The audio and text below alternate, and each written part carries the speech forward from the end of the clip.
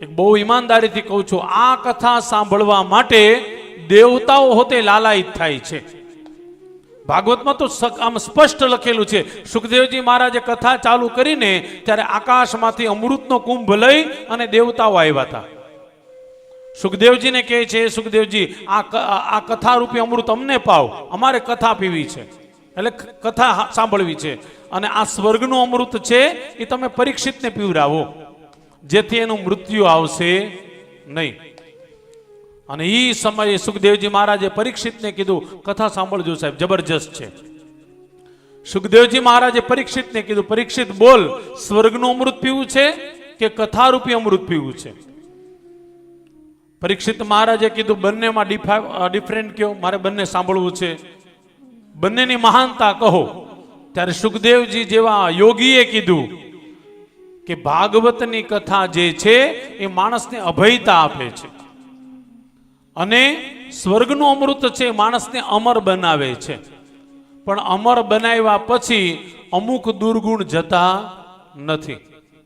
તમને ખબર છે દેવતાઓમાં હજી હોતે દુર્ગુણ છે. કયા કયા દુર્ગુણ છે? ભાગવતમાં તો લખેલું, ભાગવતના પંચમ સ્કંદમાં લખેલું, દેવતાઓમાં બહુ ભયંકર દુર્ગુણ છે. કોઈ વ્યક્તિ તપ કરતો હોય ને તો દેવતા આવીને તપ લઈ જાય છે. તમને બધાને કદાચ કોઈને ખબર હશે, આમાંથી તમે માળા કરો ને, માળા જપ કરો ને એક જગ્યાએ બેસીને, પછી તમારે ખરેખર એ ઊભા થાવ ને તો આસનને પગે લાગીને ઊભું થવું પડે.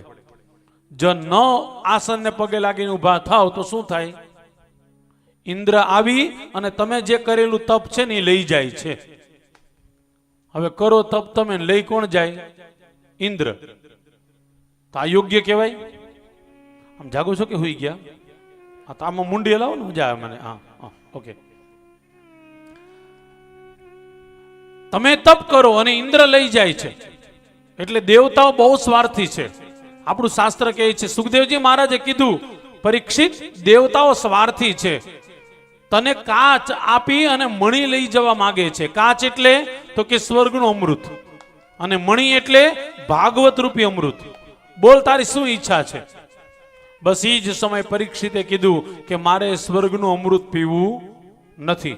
એનાથી અમર ભલે થઈ જવાય, પણ અમર કરતા અભયત્વ બહુ જરૂરી છે. અને ગીતામાં સવારમાં પણ મેં કીધું હતું, ગીતાના જેટલા પણ શબ્દ છે તમને ને મને અભય બનાવે છે. ભાગવતના જેટલા પણ શબ્દ છે તમને ને મને અભય બનાવે છે. એટલે વેલ્યુ સમજજો. મારી એક જ વાત કહેવાની છે, જે તમને મને સરળતાથી મળ્યું છે ને એની વેલ્યુ સમજજો વાલા. આ ઋષિ મુનિઓ કેવલ ને કેવલ પાંદડા ખાઈને તમને મને આ આપેલું છે.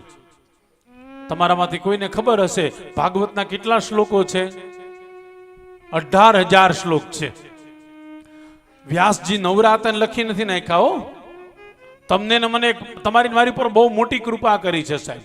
જે દિવસથી પૃથ્વી પર ભાગવત આવ્યું છે ને તે દિવસથી દેવતાઓ નાચે છે, નારદજી નાચે છે, વ્યાસજી નાચે છે.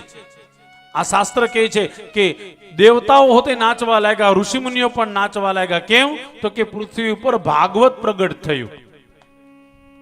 અને તમારે હોતે નાચવાનું. ભાગવત આપણા ઘરે આવ્યું છે એટલે સવારમાં આપણે ગાયા, આપણે માથે લઈને આવ્યા. મને સાવ સાચું કહેજો, તમારા ઘરે ઇંગ્લિશ ડિક્શનરી પુસ્તક હોય તો તમે માથે લ્યો છો એને? તમે કોઈ? હવે તો ધીરે ધીરે વયું ગયું. નકર તમને ખબર છે વિદેશમાં અમે ગમે ત્યારે જતા ને તો બુક્સ વધારે જોવા મળે વાંચવાની. કઈ બુક્સ? હેરી પોટરની. હા, આમ ઢગલા પડ્યા હોય. કોઈના પણ ઘરે જઈએ ને બહુ જોવા મળતી. પણ હવે લોકો ગીતા, ભાગવત ને રામાયણ થઈ ગયા છે. જવા દો, પણ હેરી પોટરની જે કાંઈ ઓલી બુક હોય માથે લઈને ફરો છો તમે? કોઈ નહીં. ભાગવતજીને માથે લઈએ છીએ, એની આરતી ઉતારીએ છીએ, એને માળાજી પહેરાવીએ છીએ. એટલું જ નહીં, એને દંડવત પણ કરીએ છીએ. ખાલી હવે એટલી વેલ્યુ સમજી લો વાલા કે જેને દંડવત કરતા હોય એ કોઈ સામાન્ય હોય ખરા? બિલકુલ નહીં સાહેબ. અરે મેં એવું જોયેલું છે, ઘણા લોકો મંદિરમાં જઈને ભગવાનને દંડવત નથી કરતા, પણ ભાગવતજીને બહુ લોકો દંડવત કરે છે. ઘણા લોકો દંડવત કરે છે. દંડવત કરે એમ નહીં, ભગવાનને કહે છે, ભગવાન અહીંથી લઈને અહીંયા પધરાવો અને અમારા બધાનું કલ્યાણ કરો.